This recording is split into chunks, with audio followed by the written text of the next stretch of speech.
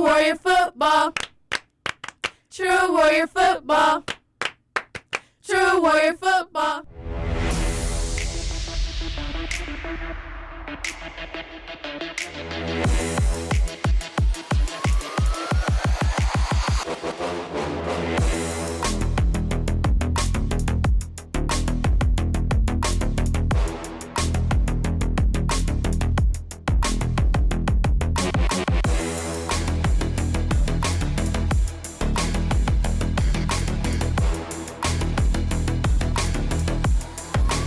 You are listening to True Warrior Football Podcast with your host, Corey Kid Smith.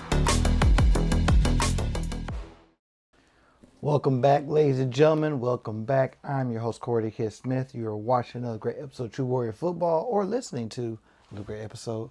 Hey, it has been interesting. Last week was just an interesting game. And we fought hardly. We fought very hard in that matchup on the west side against the Giants. Unfortunately for us, we came up short. But you know what? There was so much that went into that game last week. I gotta talk about everything. That the rivalry that we have with Ben Davis, I've said this countless times before, is unlike any rivalry that we have with any other team. Rivalry that goes back almost 60, 70, 80 years or so. 90 plus times we've played it, like 99. Now it was like the 99th time we played this game against them, playoffs and regular season combined. And this was another classic. When you go out to Ben Davis, it's always the energy level for that game on the west side is just so much. It's so different from playing at home. When you play at home, I feel like you have more weight on yourself. But when you go over there, you want to go over there and you want to take it from them. You want to really, really be on your A game when you're going out to the west side. And I felt like our team was truly prepared to do so. And really, as you see from the opening kickoff, boom, right here, Kyron Williams, taking it to the house. Just an absolutely incredible play. Kyron Williams is a player that's very dynamic for our program. And I would love to see him have the opportunity to get more touches in our offense. Because this play right here, just as dynamic as this is big time Indiana high school football, and at our level we have great coaches, and great coaches know now not to kick it to him. So I don't know how many opportunities he's going to get moving forward to do something like this again, but man, what a play this was. So right off the bat, opening kickoff, we're up. We're up 8-0 because we got the or was it 7-0? I think it was 7-0. It was 7-0. So we get that. Defense comes out, and just like I thought, their team offensively is just as good as any team in the state. Quarterback Thomas Goskowski is elite, dynamic. Move out there with his feet, throws a great ball. He's fast, accurate, very, very talented quarterback that they have. They have some guys out there, and their running back, Elijah Price, got off against us. Scored this touchdown here, and it was right then when they got that drive, when they got that touchdown. I was like, okay, we're in the fight. Which we all knew we were going to be in the fight, but we really knew we were in a fight right here. So, offense finally gets the ball. And our guy, Keith Jackson, doing really picking up where he left off last year. Last year, he had a bunch of big runs against Ben Davis. I want to say he had like 2 runs of like 40-plus yards. No, he had one that was like a 60-yard touchdown run. And right off the bat, he comes out, booming, pounding the ball, gets out to the edge, out there making plays. And I think it was about the fourth or fifth play of the drive is when everything in this game got flipped upside down, turned and dropped on our heads. Doing a pitch play, and Keith is tackled without the ball after he pitches the ball off, and he lands awkwardly. Once again, it's our first drive, and I'm just like, in my mind, I'm like, all right, maybe it's just a shoulder thing or something like that, or, he twisted an ankle of some sort. And it's really interesting because last week in the NFL, Aaron Rodgers had that big injury for the Jets on their first possession of the game, 4 plays in. And here we are, our first possession in the biggest game of the year for us, and our star quarterback is down in the game. And, as it went on, you start to see, okay, this is serious here. Then one of the coaches, Paul Washington, comes to me and says, hey, kid, man, you got to see this. And the wonders of modern high school football is you have the access to film at the drop of a play, instantly. And so he pulls me aside, and I see the play, and I see the tackle, or whatever you want to call it, and how quarterback Keith Jackson lands after the play. And right then and there, I was like, oh my God. It was just one of those moments where you don't want to say all hope is lost, but man, it really became one of those moments where what pressure was on the rest of the team, especially the defense, to deliver was amped up just I won't say a bit more, a lot more. It was amped up a lot more. And so from that injury I saw from him, I was like, man, he's not coming back into the game. That much was for certain. This is before the cart had come onto the field and he had his arm and shoulder all wrapped up and everything and the brace put on. That was before all that. And, then at this point, they're getting freshman quarterback Anthony Dennison warmed up, ready to go. Because like I said, we still have a drive to go. We still have the ball. We're still pushing. And it was tough. It's tough seeing a guy like Keith like that have to come off the field. Last year he got injured late in the game. When the game was out of, I think we were down 2 scores at that point. But he was wanting to go out there and compete and really, really bring this home. And that's the thing I love about Keith. He's a competitor. He is a true leader for his team. Despite his size, stature, whatever you want to say, this man has a fire within him that is very high. The guy is a warrior, true and true. So to see him get injured like that, and I hate seeing any of our players get injured, but to see him get injured, a player at that position, get injured so early in the game, so early in a key game for us, man, that was tough to see. And I don't know how long he's going to be out. From what I'm not even going to speculate. I'm not even going to speculate because once I get into that, then I just hope Keith rehabs, gets better, and comes back when he feels he can perform at a high level like he had been. But until then, we have freshman quarterback Anthony Dennison. And, Anthony is he's a different quarterback from Keith. He is taller. Playing style is very different. He's more pass. He's not as fast and quick as Keith is. But, He's a freshman. And to put a freshman quarterback for us in this game on the road, it was tough. It was tough. But offensively, we were able to continue to drive. We broke a couple of big runs, able to get down.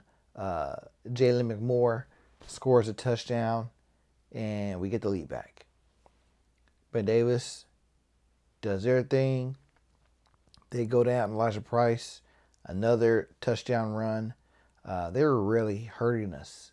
And in this game, we were without Jeremy Finch Jr., defensive lineman, key defensive lineman for our program right now, and without Javon Starks, our safety.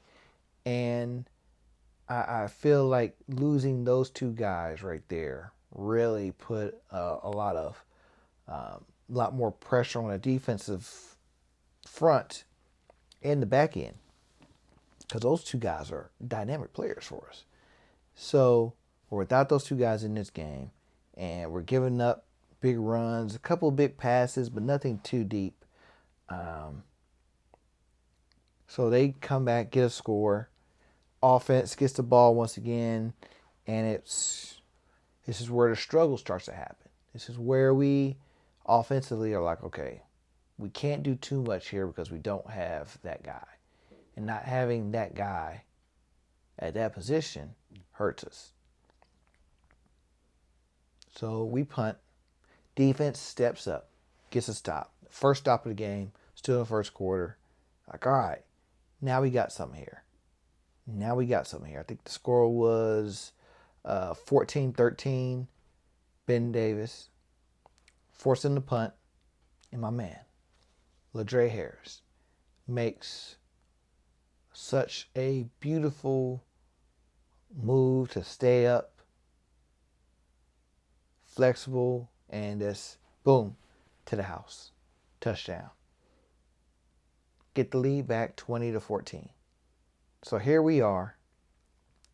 We are up on the road in the first quarter, scored 20 points against our arch rivals on the road. 2 special teams touchdowns. I'm not sure the last time we've had 2 special teams touchdowns in a half or a game. But to get one in a first quarter, remarkable. It is so weird and funny because I had decided to wear my special teams shirt from like 09, 010. And I was like, you know what? Something made me want to break this shirt out. So I broke it out and boom, 2 special teams touchdowns. So that was great to see. And special teams have been an area the first 3-4 weeks of the season that I wanted to see great improvement from. And to see us do that was excellent. So, boom, we score. Force them to force another punt. We at this point we were playing some really good football on the defensive side of it. Made some changes, got things going right. So we were really, really doing well. Then offense still struggled. And it's so funny. It's like every quarterback that we've had the last 2-3 years has done this. They always want to, we get the play where it's throw it to the opposing team and let them score a touchdown off of it. And, quarterbacks, this happens at that position from time to time.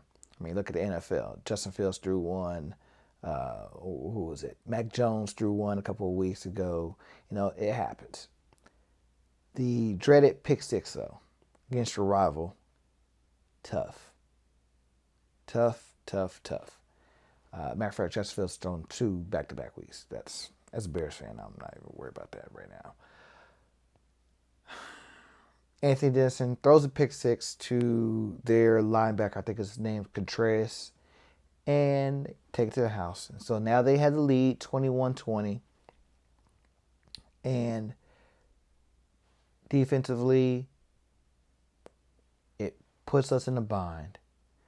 Offense punts again.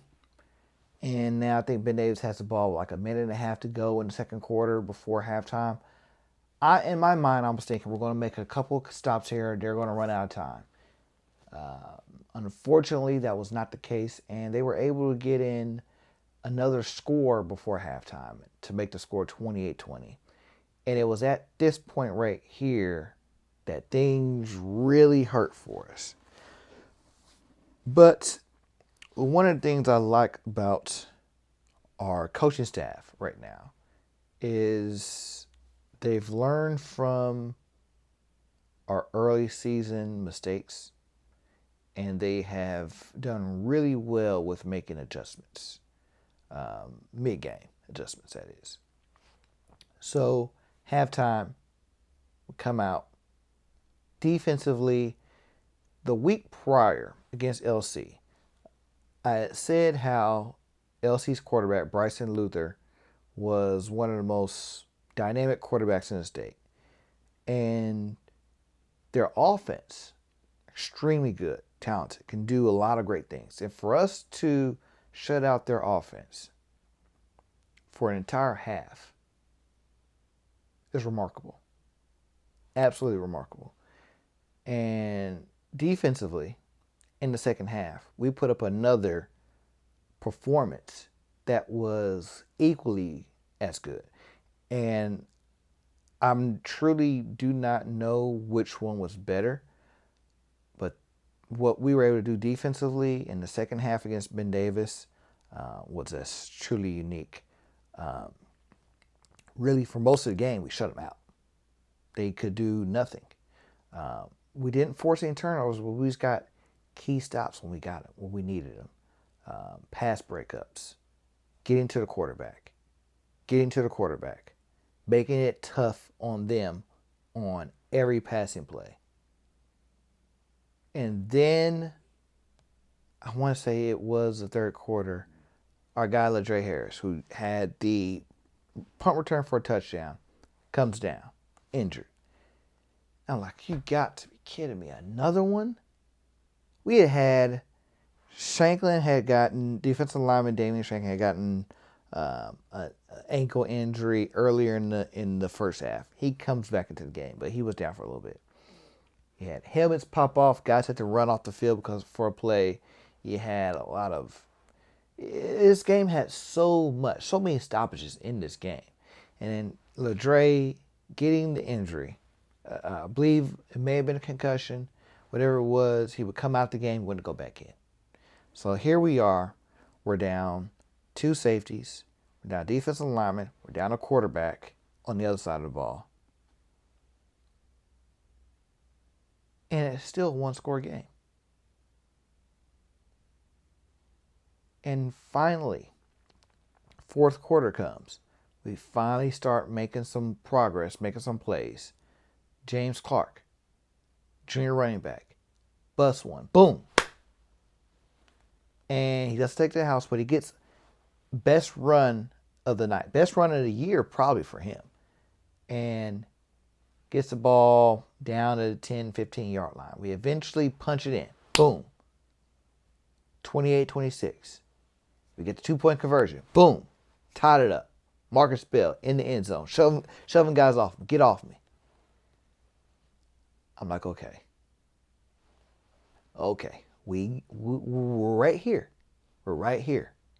Fourth quarter. About 9 minutes left in the game. We can do this. We can do this. Get ready to go and kick off. And as we're lining up to kick off, we got everybody out there, ball set, ready to go. I look on the other side of the field, and I see chaos. And all Ben Davis' sideline is rushing off the field. Everybody in their stands is rushing out of the stands, heading towards their locker room. I'm like, what in the world is going on here? We're thinking on our sideline that somebody's fighting, whatnot. Then they start rushing us off the field. We got to get everybody off, everybody up into our locker room. It's just a momentum killer like that is devastating. Absolutely devastating. And I cannot stress this enough how tough that was. When you're going and moving and doing so well, and you have to come to an abrupt stop and do a 180. That is so tough in sports. And we get everybody into the locker room. They said they heard gunshots, fireworks. It was super close. I didn't hear it myself personally. People in the stands said that they heard it. I didn't hear anything. I was so clued into the game and what was going on. I didn't hear any of that. So for us to be told that, and we're in the locker room, got the cheerleaders in the locker room, trying to get them out, get them away from the players so the guys can focus. And it's 10 minutes go by before we can finally get back on the field. And one thing I hate, there's no warm up again. There's no, getting guys acclimated. No. All right, we're going out there, kickoff team, let's go, line up, set it up, ready to go. And, we lost Elijah Slyback to college last year, who is probably one of the 3 best kickers in program history. I'm thinking about kickers all time: Aaron Sparks, Maki Magdalenos, Elijah Slyback. Those 3 guys could do anything: punting, field goals, PATs, whatever you needed, kickoffs. Those are the 3 best by far. It's not even close. Not even close. I can name a bunch of other guys that have done a lot of great kicking for us, but those 3 guys right there are the best. So we don't have those 3 guys, of course. Slyback's in college. Aaron and Maki are my age. Okay. So we have piecemeal. Shanklin punts for us. Also does kickoff. And Cam is a senior. PATs or field goals whenever we get a chance to do those. So I think Shanklin, by mistake, did this onside kick. And it was executed really well. The only problem with it was it went 9 yards and like a few inches from being 10. And it was such a perfect ball. Like, I've never seen a ball get kicked like that and just spin around, and just die right at the spot where if it goes to that spot, we can touch it and it's our ball. Never seen that before in my life. Never seen that before. So, boom, flag, penalty, Ben Davis ball right here, like the 45-yard line. Oh my God, you gotta be kidding me. So, defense, once again, steps up. They are able to get close, but they don't get much. Hold them to a field goal. Good, great. Offense comes on the field, and they don't get anything. So we got a punt. And once again, like I said, the special teams unit has been great so far in this game. But here in the fourth quarter, we had one boo-boo already with the kickoff, with the failed, miscommunicated onside kick. Shanklin goes to punt, and he had a great punt earlier in the game. It's probably about a 50 to 60-yard punt. And then this moment, at this time, we're in our end zone, deep in our end zone. He punts the ball, and it probably goes 10, 15 yards. Goes, and it starts bouncing back, so we land on it and stop it from going in further. So now Ben Davis has the ball like the 30-yard line. Something crazy. Fourth quarter. We must have a stop. We really can't allow them to score any more points. We need to get either hold them to a field goal, turnover on downs, or a true turnover. Those are our three options. A touchdown kills us. Defensively, we played like madmen on this possession. And it's one of the better possessions that we've had defensively as a whole all season. We hold them. Fourth down comes up. I'm thinking, okay, they're going to kick the field goal here. They're in great position. It's like 2 minutes left in the game. They're going to kick the field goal. They're going to go up 34-28 and really, truly force us to go down and score a touchdown to tie up the game in a PAT to beat them. But no, they elected to go for it. And I was like, all right,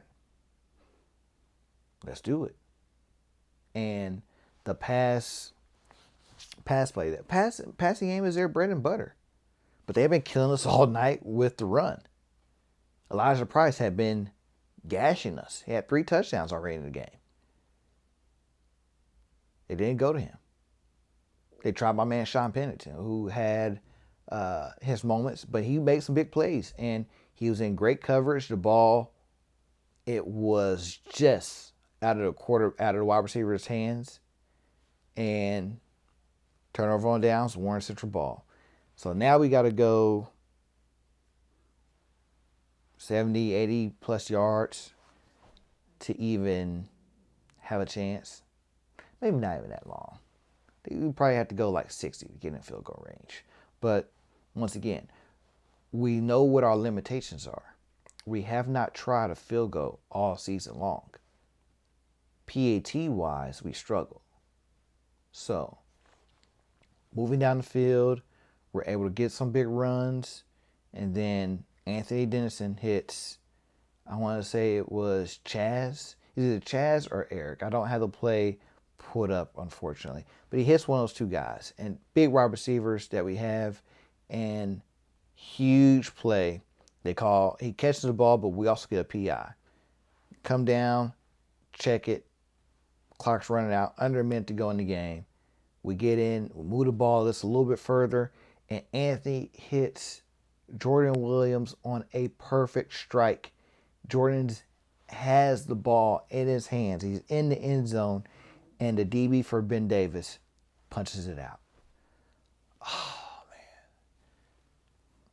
That was 4th down. Now it's 4th down. And 10 seconds to go in the game. We elect to kick a field goal. Our first field goal of the season. My man Cam comes out there and wide left.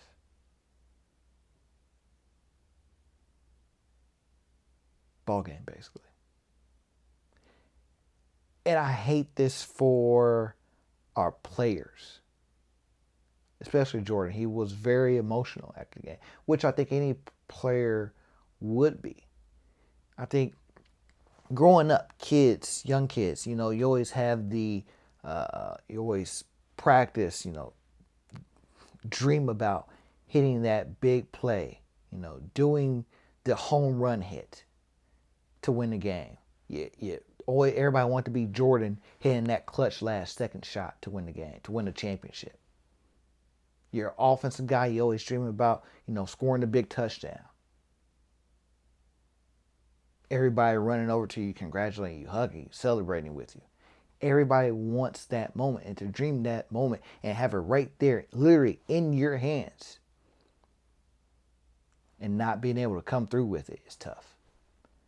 And for all the praise I put on our special teams unit to start the game, we almost had an onside kick that we had earlier in the game. We came very, very close from getting that one as well. And all the great things we did special teams wise at the start of the game, those last 9 minutes, we had too many errors special teams wise that really affected the game more than the successes that we had earlier in the game. So yeah, it's tough. It's tough. to end the game in that way, at that place, against that team, is tough. And the last 3 times we've gone over to Ben Davis, you go all the way back to 2019. We were struggling in the first half, second half. We had a lot of big play moments. We ended up losing in double overtime. 27-24, I believe, was the final score. Great game, though. 2021, the epic comeback. 57-56. We win that one. Huge, huge game. And then this year, we lose 31-28. The last 3 times we've played Ben Davis at Ben Davis have been a game that literally came down to the last play. And it's so interesting. People had talked about it, this rivalry. Or let me say this. People hadn't talked about this rivalry nearly as much as they talked about other games this past week. There was a stat or an infographic from, I think it was Indie Preps. I'm put up here on the screen. It's from last week. You see, this is all these games right here. But I don't see the one that's been played by 2 schools that have a combined 18 state championships. I don't see the longest running rivalry in Central Indiana right here on any. The disrespect that this rivalry gets is just that it got this week is just beyond me. Maybe this is because of us. Maybe because we didn't hold up our end to start the year or whatever. But to put some of these other games ahead of us is just absolutely ridiculous. Absolutely ridiculous. Then I heard people questioning, oh, is this really a rivalry? Is this really a rivalry? Is this really a rivalry? Is that the question you want to come up with and ask? Come on now. You're better than that. Every player that's been in our program and in that program should know that really this game right here makes memories that last a lifetime. A true, without a doubt, lifetime. And you always are going to remember the plays you made and plays you didn't make in this game. Good or bad. Good or bad.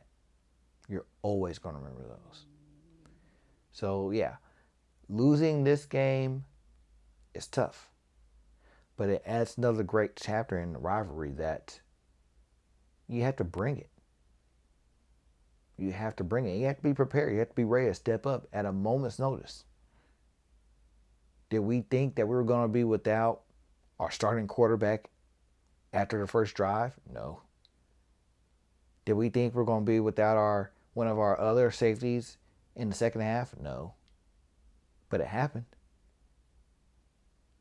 It happened.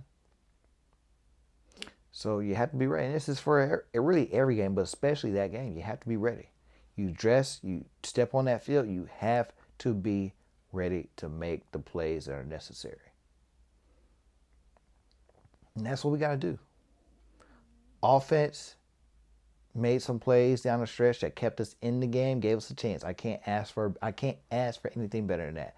Defensively, we played a tremendous game. Holding them to what they did, holding them to a field goal, 3 points in the second half, absolutely tremendous. We could have been better. There are a couple touchdowns in there they shouldn't have got. They had a touchdown in the second half. They got brought back by a penalty. We got to be better. We got to be better in a lot of places, especially linebacker play. We have to be better. But I think this game right here shows how good and how talented we are and the potential for success this team could have. Because it's right there. Nothing is holding us back but us. And it's always truly really been that. Teams don't beat us. We beat ourselves most of the times. So, moving forward here, we have Pike this week. And Pike is a team that's had their struggles. I think they're 0-4, 0-5 on the season. once again, our program does not hinge on being able to beat a program like Pike. Never has. Never will. And that's no shade to them. It's just we are on different, like Meek Mill said, there's levels to this. Okay? They're down here. It is what it is. It's the games that we have left that I really want to see our team play well in. Lawrence North next week. Carmel the week after that on the road. Coming back home and playing Christian Brothers. Then we had the playoffs. So we have, what's that? Pike, LN, Carmel, Christian Brothers, week 1 playoffs. 5 guaranteed games remaining. Midway point of the season. We are 2-3 right now. And we really should be 4-1, maybe 5-1, depending on how you look at the things that we did and didn't do against Fort Wayne Snyder. But our record is what our record is. Can't do nothing about it. Had to move forward. Had to progress. Continue to get better week after week. And I feel like we've done that. Do I feel like we're at our best potential? By no means. By no means. But we're getting there. So, I expect for our team to come out this week against Pike, do what we need to do, and get ourselves ready to go back on the road to Lawrence North next week. So, yeah.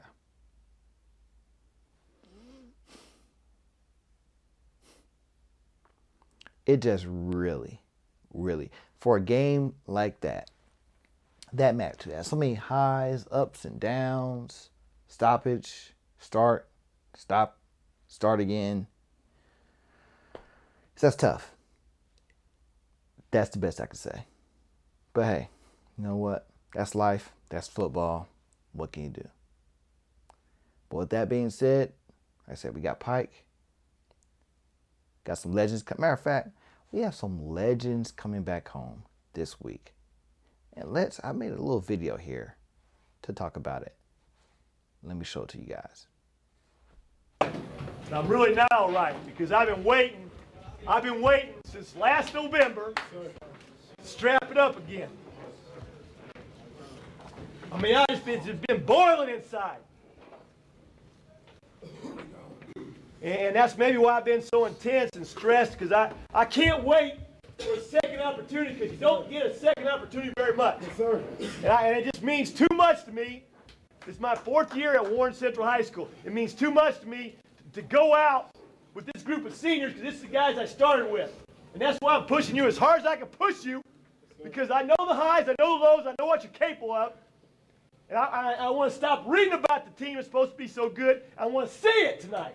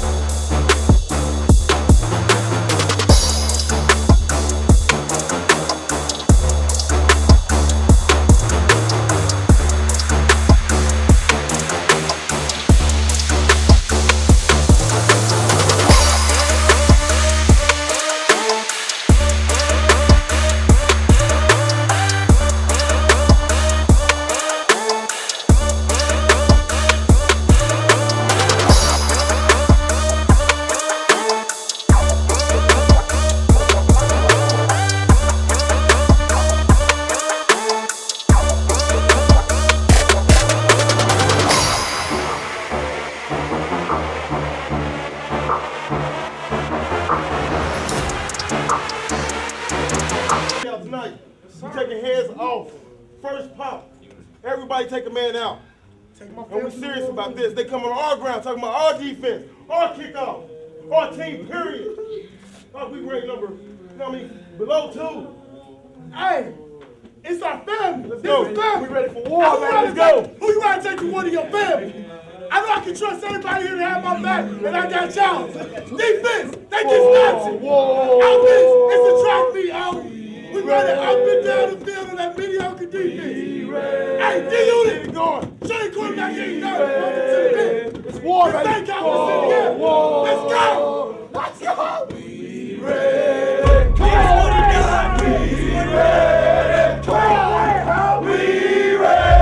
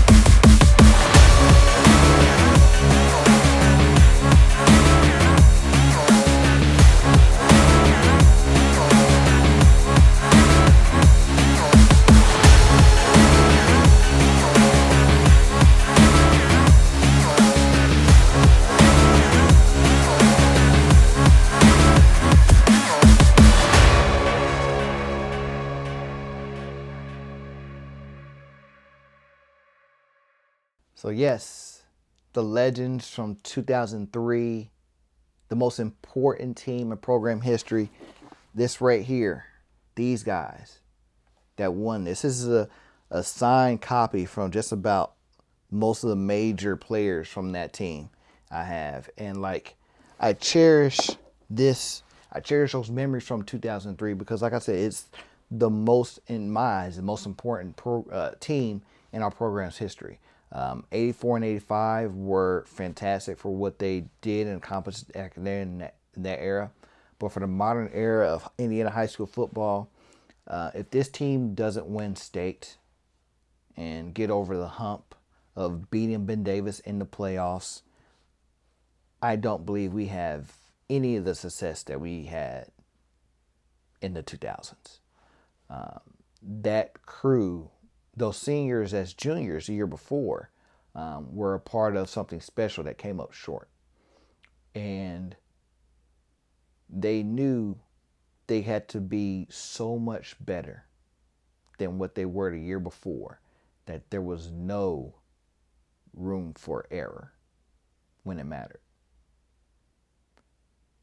They went out there and did something spectacular that shaped our program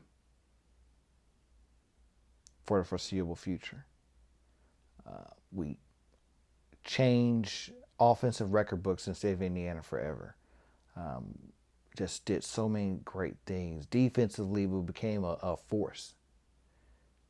And then on top of that, their success brought in colleges to really come in and take a look at our guys that hadn't come in and taken a look at our program before. Opened doors for so many guys to go and play great football at the next level. It is truly, truly the best thing that ever happened to our program was the 2003 team winning the state championship.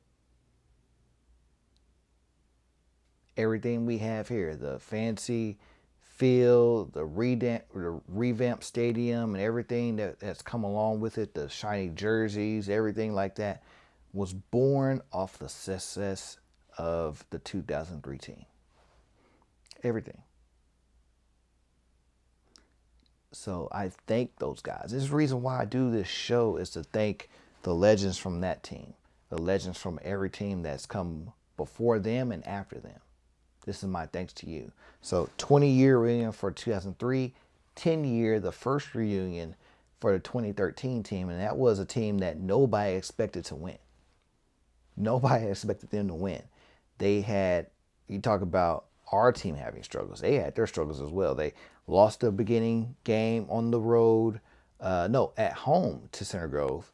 Then they lost to Carmel, and they lost to Pike. Crazy to think about that, right? Lost 3 games in the regular season, and one of those 3 games being Pike. Crazy.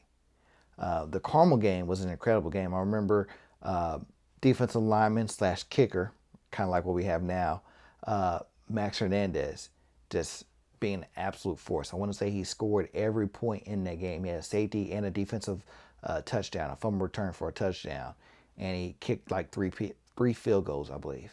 Either 2 field goals or 3. Just absolute tear. One of the all-time best performances I've seen from a defensive lineman in a long time, man. That team, along Max, Cottrell Moss, McKelty Williams, Zach Gagner, Mr. Football tight end winner, Trey Akers, offensive lineman, Jeff George Jr., Darius Lee, so many good players. Wilmer Cole was on that team. So many great players were on that 2013 team that made so many good things happen. The trajectory that we're on, they were on as well. Nobody expected them to win, and they went out there and they won it. Beat Carmel 7-6. It's an all-around amazing team, and now we get to bring those guys back in and honor them for this moment and occasion. Very happy to see those guys be able to come back here. So yeah, if you can, come out, support our guys, support these legends as they come back. I love it. Congrats to both these teams. They're legends. Thank you. As I said that, let's transition to talk about some of our guys that did some things at the next level this past week.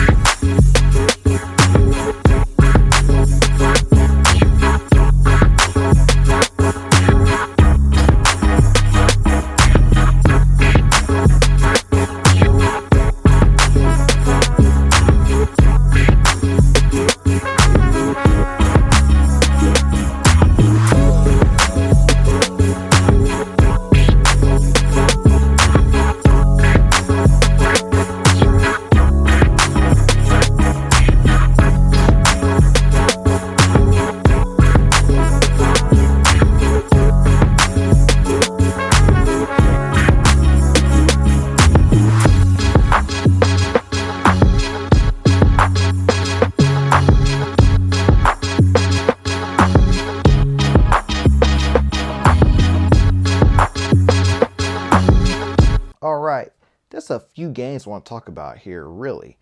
First one, we had Butler welcoming in Wabash this past week. And, of course, at Wabash, we have our guys, Derek Allen, wide receiver, and Quinn Scholler, who is offensive lineman for them. Second year starting offensive lineman for the Wabash Little Giants. And at Butler, we have our guy, Devin Holman. Devin is really being a contributor for the Butler Bulldogs in his first year. And it was a good game. Derek Allen here catches his touchdown pass to cut the lead from 21-7, 21-14. But Butler really was on their A game, and that was the closest that Wabash would get the rest of the night. I think the final score ended up being like 47-28 or something like that.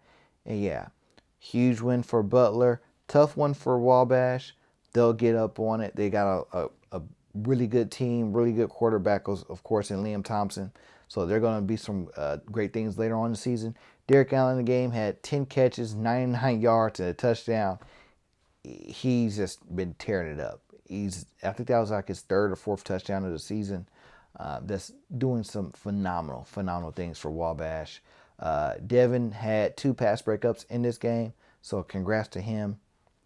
Moving on, gotta talk about our guy, Ramir Elliott.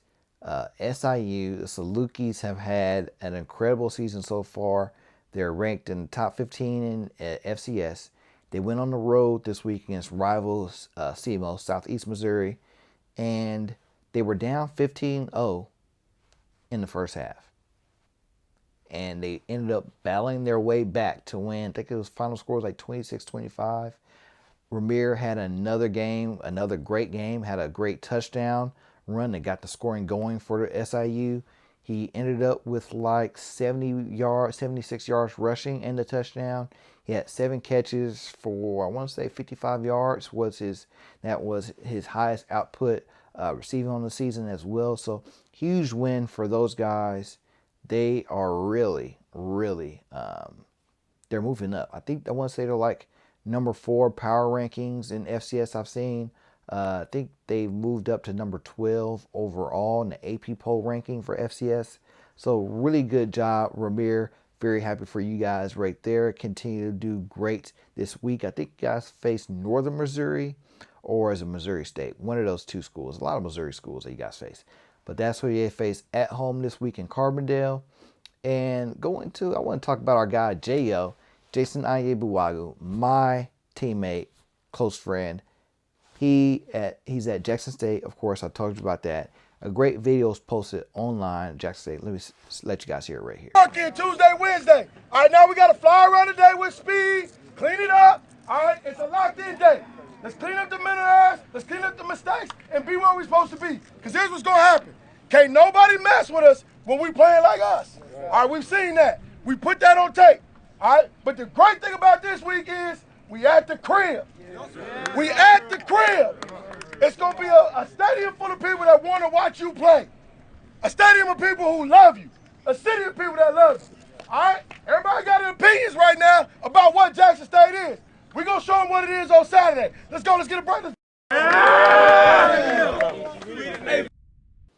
So, yeah, Jackson State comes home this week in a game against Bethune-Cookman, our very own coach Dwayne Brown's alma mater. So it's going to be a huge game right there.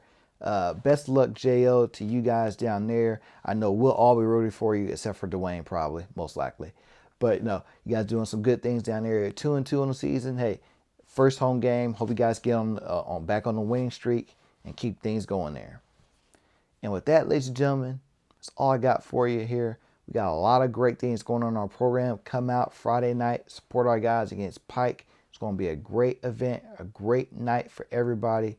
I'm looking forward to seeing the progress carried over that we made from last week, carried over to this week and get better. Let's hope we can get out of it unscathed, though. That's the main thing I want to see. I don't want to see no more hurt players. No more hurt players. But as always, I'm your host, Corey the Kid Smith. Just listen to and watch another great episode of True Warrior Football. And as always, Warrior Band, take us away.